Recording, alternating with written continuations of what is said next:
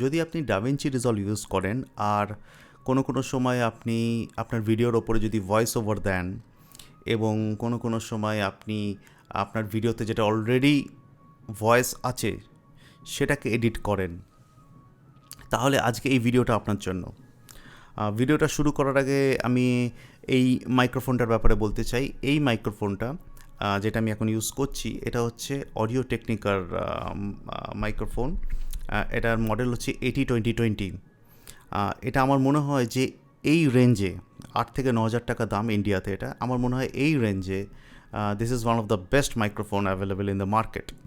আপনি রোডেও যেতে পারেন, কিন্তু রোডের price range is much higher than this one.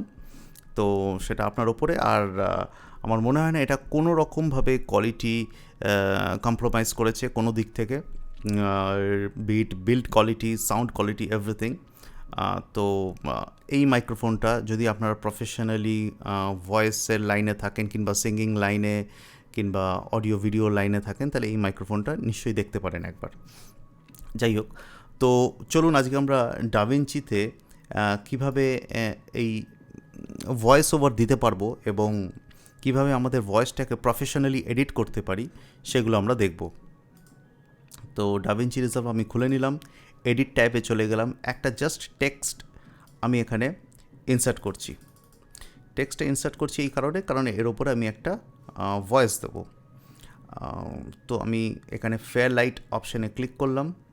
এখানে দেখুন আপনার অডিও 1 আছে। অডিও 1টাকে রাইট ক্লিক করে প্রথমেই আমি এটাকে টাইপটাকে মোনো করে নিচ্ছি। যদিও আপনার রেকর্ডিংয়ে স্টুডিও এফেক্ট না থাকে তাহলে মোনো করাটা ইজ মাচ বেটার। তারপরে আমি এখানে চলে যাচ্ছি ইনপুটে। এইদিকে দেখুন, এখানে আমরা ইনপুটটা সিলেক্ট করে নেব। এখানে ইনপুটে গিয়ে আমি এখন স্টাইনবার্গের অডিও ইন্টারফেস ইউজ করছি। তো স্টাইনবার্গটা আমি সিলেক্ট করছি, আর আমার এটা অডিও 1। তো এই অডিও 1টাকেও আমি সিলেক্ট করছি, দিয়ে আমি এটাকে প্যাচ করে নিলাম।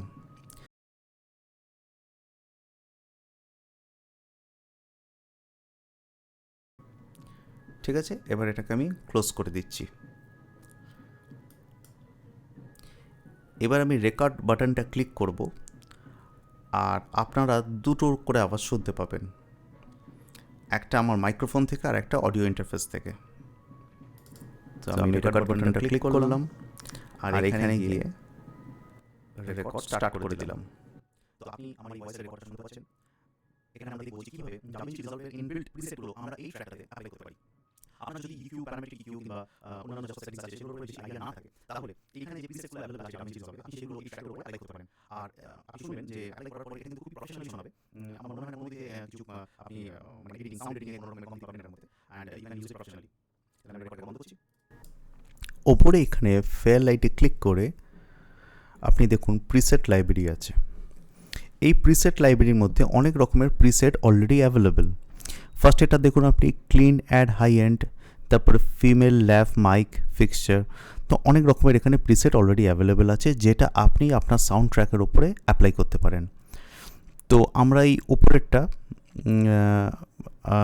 এই একদম উপরের যেটা আছে ক্লিন অ্যাড হাই এন্ড, এইটাকে আমরা নিজেদের এই যে অডিওটা আমরা করেছি এটাতে অ্যাপ্লাই করব।